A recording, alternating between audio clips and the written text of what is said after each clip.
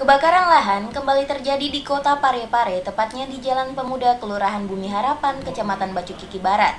Kebakaran lahan yang terjadi turut menghanguskan setengah bangunan pengusaha mebel.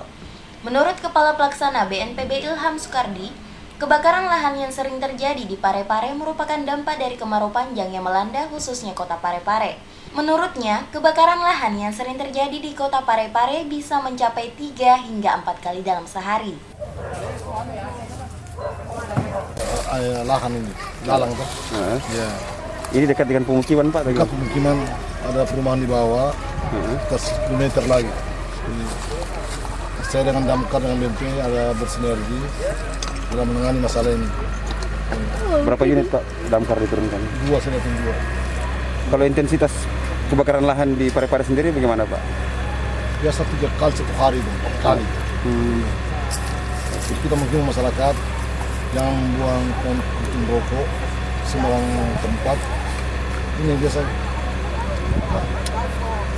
Makanya kekering betul, jadi kita tak bisa prediksi kapan bisa terjadi, bisa malam, bisa siang. Tapi cuma pada siang paling banyak. Ini dampak dari musim kemarau Pak? Iya. Adapun mobil pemadam yang diturunkan sebanyak 4 unit, di mana 2 unit yang memadamkan di bagian bawah dan 2 unit lagi yang memadamkan di bagian atas.